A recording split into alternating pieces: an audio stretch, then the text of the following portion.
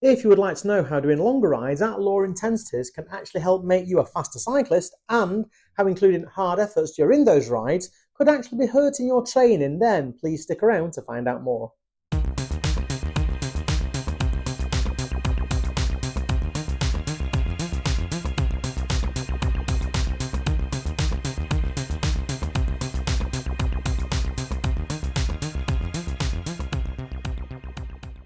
Go slow to go fast is an old saying in cycling, and during this video I'm going to share some bits of science in support of that.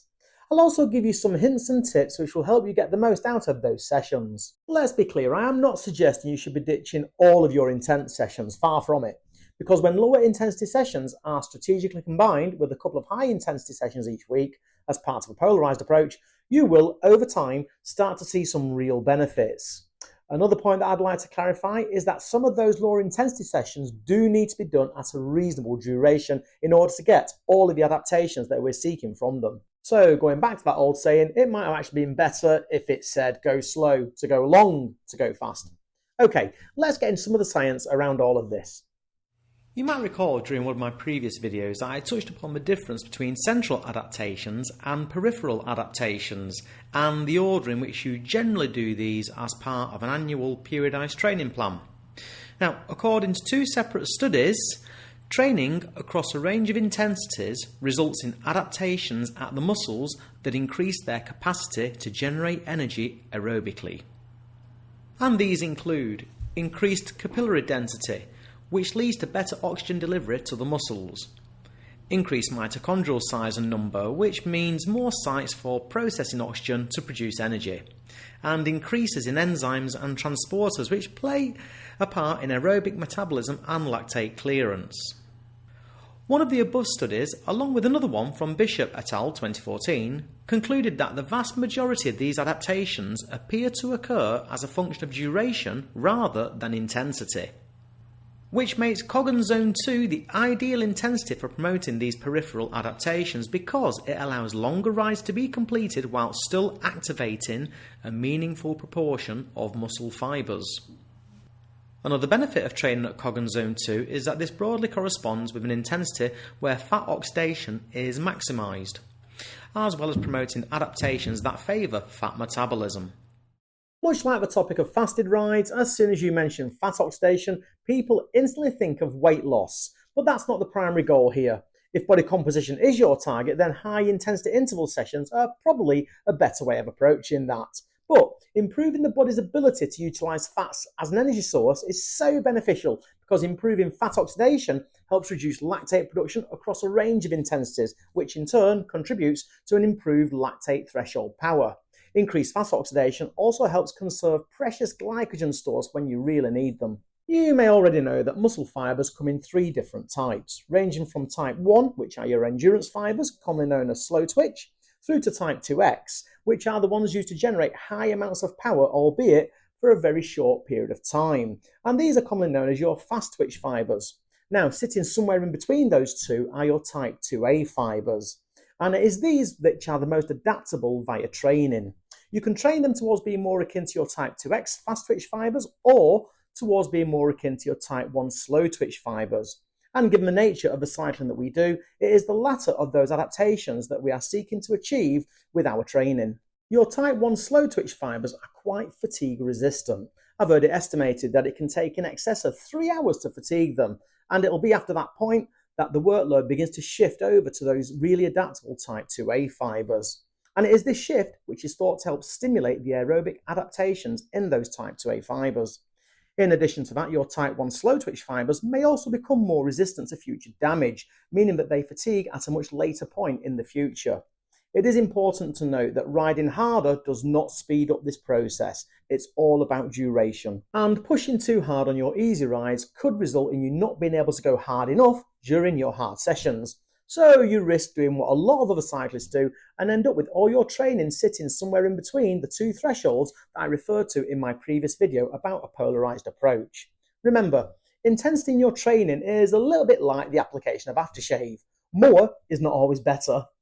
And if it helps your mindset, then think of those long rides whose aim is to fatigue the slow twitch fibers as a muscular session, knowing that you'll take care of the cardio side of things in your 2 hard sessions. Whilst on the topic of hard sessions, which are as much part of a polarized plan as lower intensity rides, let's just briefly touch on the physiological adaptations that both of these training sessions bring about and how these adaptations will combine to help make you a stronger cyclist. Aerobic capacity is a key determinant of cycling performance and is dependent on both central factors, so how effectively oxygen can diffuse from the lungs to the blood, the oxygen carrying capacity of the blood and cardiac output, and peripheral factors, capillary density, mitochondrial density and enzyme activity. Now, the central factors seem to be more responsive to intense training at or above your FTP, and the peripheral factors, these appear to be most strongly influenced by training volume and are largely independent of exercise intensity. So, as you've just seen, you have much to gain from a dedicated, polarised approach, providing you stick with it and don't lose sight of where each session fits into the overall picture. Remember that there is a difference between exercise and training, the latter having clear objectives and outcomes and not defined by how hard or how brutal a session is. So, having gone through a lot of the science, let's finish off with some practical suggestions to help you get the most out of those long endurance sessions. Try to avoid those sporadic and prolonged greater than 20-second surges in power above lactate threshold during your aerobic development rides. This is because these surges lead to an accumulation of lactate, which is then oxidised via being utilised as a fuel source in order to clear it from the system. So rather than working on and therefore developing the aerobic systems that you're trying to target, you spend time after each surge clearing lactate. Now, depending on how much is accumulated, it can take as much as 20 minutes to clear the lactate back to baseline levels. So if your power surges quite regularly, you can actually spend very little time working on your fat oxidation systems, even if your average power over the ride is a solid Coggan zone 2. Where possible, use a power meter for these aerobic development rides so that these power surges can be seen and monitored. Many coaches quite understandably suggest that heart rate is a sufficient, maybe even better metric for these rides because it's more stable and is far less expensive than a power meter, but only looking at heart rate means that these little power surges can often be missed. And obviously the best terrain for these types of aerobic development rides is either flat or rolling terrain, as this will allow you to accrue most time in Coggan Zone 2. Now, if you can't avoid hills, then you might need to invest in and use some easier gears. It is, however, fine to drift up to Coggan Zone 3 and down to the top end of Coggan Zone 1 from time to time, as adaptations at these intensities are very similar to those in Coggan Zone 2.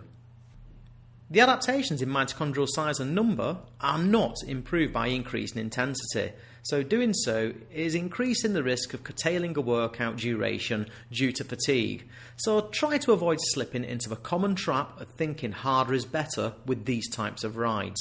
Stay really focused on the objectives. And finally, very long rides done in Coggan Zone 1 can elicit similar adaptations, especially if the ride is long enough to result in fatigue in type 1 muscle fibres, meaning the workload then passes over to the type 2A. So in spite of low intensity, a good proportion of muscle fibres can be trained when rides are very long. So I hope you found this video informative and that it has convinced you of some of the merits of long and easy rides as part of a polarised approach. And if you're going to give this a go, then remember to stay focused on the objectives and don't allow yourself to be thrown off course, especially on those longer endurance rides when it can be tempting to go a little bit too hard at times. So all that's left for me to say is thank you for watching and remember to embrace the process to enjoy the ride. Take care. Goodbye.